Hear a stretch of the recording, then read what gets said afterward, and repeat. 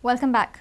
Goa bench of Bombay High Court has suo motu decided to reopen the controversial Mahanand Naik acquittal case, which led to the suspension of District and Session Judge Desmond D'Costa. This petition is likely to come up for hearing on Monday. The outcome of the case may have decision-making repercussions on the controversial suspension of the Judge D'Costa. Mahanand Naik, who is currently in judicial custody at Agwa jail, is serving his term for rape case. High Court has fixed hearing regarding a fresh admission of suo motu writ petition of Mahanand's case in alleged murder of Nirmala Amunkar. Reports say it has been alleged that Judge Desmond D'Costa did not follow the proper procedure during the trial of this case, which led to the acquittal of Mahanand Naik from the charges levelled against him. After the trial, it was concluded that the police had failed to produce enough evidence to prove that Mahanand had murdered Nirmala in 2008. Hence, he was acquitted. Till now, Mahanand has been acquitted in the total 7 cases. Out of these, only 1 case has been heard by Judge Desmond D'Costa. There was hue and cry amongst the lawyers' fraternity following the controversial suspension of Desmond D'Costa. Lawyers across Goa paralyzed the court proceedings and had hit the roads.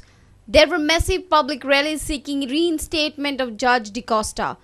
The petitions were sent to the Chief Justice of Bombay High Court through the Registrar, Administrative Judge, the CM and the Bar Council of Goa and Maharashtra. It is said that on this backdrop, the High Court has reopened the Mahanand Naik case, which is likely to come up for hearing on Monday. Bureau Report, Prudent Media.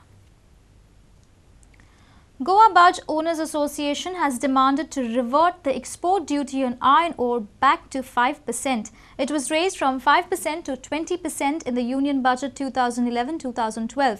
Barge owners say this will affect overall economy of the state.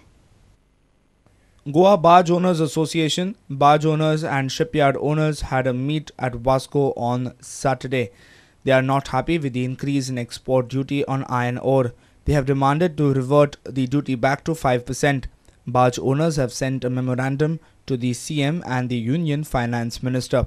We are going to request Finance Minister to go back to the 5% duty, otherwise the exports will not increase and will not get business. And it's a very serious business because Vasco town depends upon iron ore exports. Almost everybody in Vasco is depending.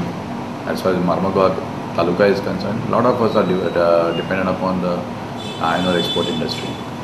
If the barge trade is affected, the repair trade also will be affected totally, and it will also have an effect on the construction of new barges. On the recoveries also? On the recoveries, yeah. Now, most of these workshops, there are 72 workshops in Goa, out of which 16 are dry docks and slipways. We employ about 15,000 people in these workshops in various categories: welders, fitters, cutters, administrators, naval architects. If at all this business is affected, we could say it could lead to large-scale retrenchment of workers in the workshops, and this could have a tremendous effect on the social fabric of Goa. Really, the economy of Goa will be affected. A reporter from Vasco, Surendra Madkaikar. The Mormugao Fort will have an upgraded look. The Archaeological Department has commenced the restoration work of Mormugao Fort. The project is expected to cost around 33 lakhs. However, Chief of Kila Savardhan Samiti Rajendra Arlekar says the fort should be under the administration of Archaeological Department and not MPT. Murgaon Fort is one of the most important coastal forts, as Murgaon was the capital during the Portuguese regime. The fort was erected during that regime. The fortress is about 10 kilometers in circumference and had 5 prisons, a chapel and quarters for the guard. Rajendra Arlekar informed us more about the fort. आपलो अधिकार हाजेर सांगपाक जाय आनी तांच्या हातीन घेवपाक जाय. म्हाका दिसता इतलें आसत जाल्यार MPT हाजेर आनी कितें रिस्ट्रिक्शन हाडटली अशें म्हाका दिसना. MPTन प्रयत्न केल्लो पण आमच्या सगळ्यांच्या हातूंतल्यान ते प्रयत्न तांचे बंद पडले. पुरातत्व खात्यान संशोधन करून लक्ष दिवन ताजें जतन करपाची गरज आसा. हें सगळें जतन जर केलें जाल्यार येणारी आमची जी पिढी आसा तांकां आमी खंयच्यान आयले, कशें आयले, कितें आयलें हें सगळें तांच्या समोर उबें रावतलें. He also said that the tourism department should declare Mormugao Fort as tourist spot and beautify the fort. आमी प्रयत्न करतात सरकाराचेर दबाव हाडपाचो, पण सरकारान आनी खास करून पुरातत्व खात्यान हाचे कडेन विशेष लक्ष दिवपाची आवश्यकता आसा. हातून आनीकय हाजें सौंदर्यीकरण करपाक जाता, व्यवस्थीत डागडुजी पयलीं जशें आसलें तशा पद्दतीचें करपाक जाता. A reporter in Murgaon, Surendra Madkekar. The economists feel that there is a need to improve and upgrade infrastructure in the state to boost the state economy. Economist Dr. Omkar Goswami also articulated the need for an eco-friendly tourism for a better economy. We have to look at infrastructure. We have to look at manpower going forward, people power, and we have to look at how can we do much more eco-friendly tourism that gives us bang for bucks and less, frankly speaking, of tourism that is low value, backpacker and actually very polluting tourism. An annual day of CII Goa Council was held at Panji on Saturday. Chief Secretary Sanjay Srivastava, Chairman of Indian Green Building Dr. Prem Jain, Chairman of Western CII Arun Nanda and others were present for the function. Dr. Prem Jain said that India should use the green building formula to protect the environment and climate.